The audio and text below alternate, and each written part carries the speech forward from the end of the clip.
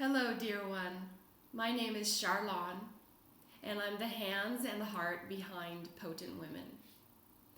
You know how much I love to report from the edge, and that my most comfortable place is on the leading edge of creating in this new earth template.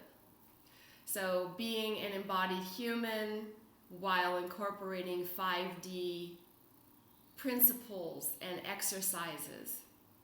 I had to report from the edge today because I recognized that I was about to compromise myself in a way, compromise my future, because I was afraid of this next up-leveling. I thought that in making this decision I don't want to go into the details because the details don't really matter. You face your own fear in your life in the ways that are circumstantial to your world. So I just want to do a very high level view to convey the message. And the point that I got to very quickly in the reflection of a very powerful, compassionate, clear, vital woman. So in the course of a 20-minute conversation from start to finish, when I get to tears, I know that I'm at my truth. And in 20 minutes, my throat was closing up, and I understood the bigger picture of what was driving this potential action. So when we face fear, we can pretty much be assured that the next fear that comes up is that next layer we have to blow through. Blow through, I only use that terminology not because it'll be a quick event or that it would be painless, but that that is so useful to use this new earth skill of identifying something and not thinking or overthinking or analyzing it. Just blowing through, recognizing, oh, that's fear.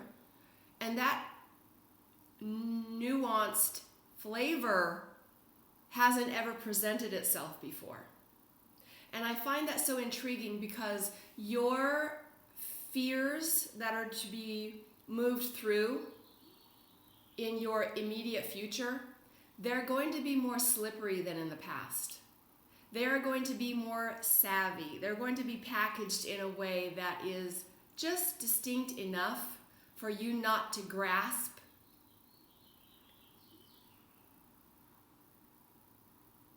that it's even fear.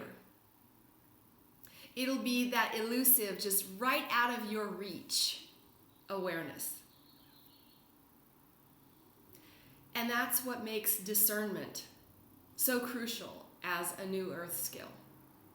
Because I was hooked for a minute. For about a week, I was hooked with this idea that I wasn't ready, that I wasn't prepared, that I should just let someone else take over. Because probably they knew better than I did. My fear was that I wasn't equipped to take this idea to its next expansion level. And what that meant essentially is that I was feeling very ill-equipped to take myself to the next expansion level.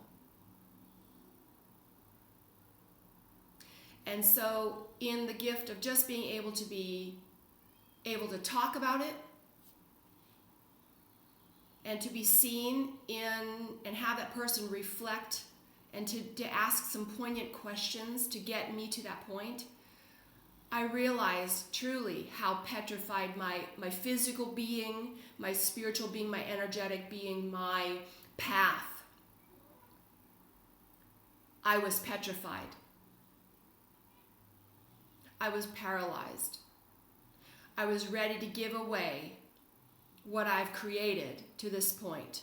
I was willing to abandon. There's an abandonment template playing out here. And when I saw that so clearly,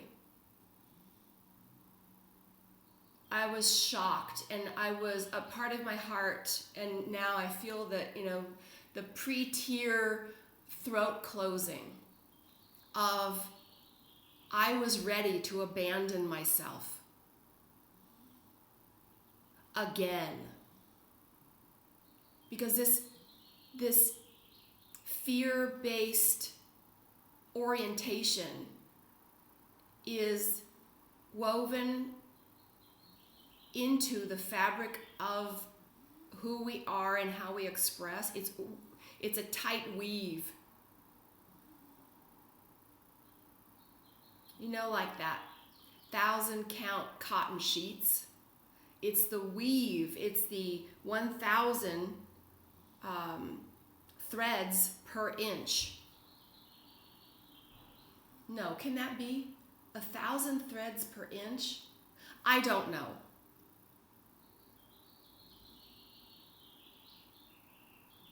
My point is, it is such a tight weave that even you may not be able to recognize when it's happening to you. That fear, it's not raising its head in a way that's obvious. It's raising its head in a way that is so covert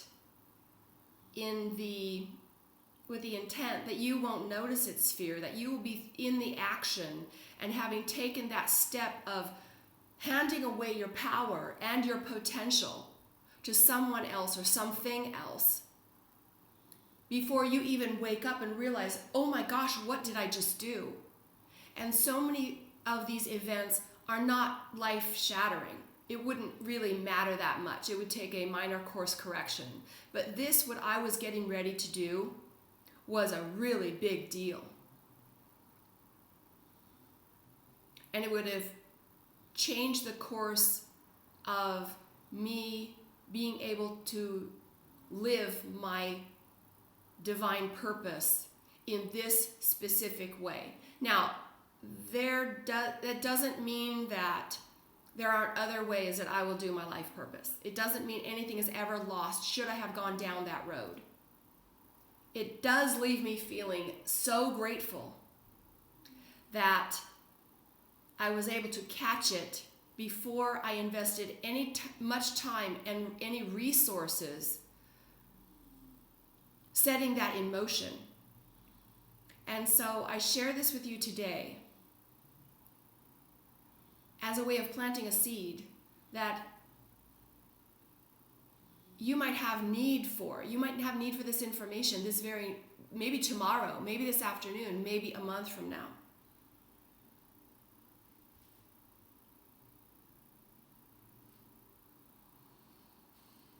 Fear is that place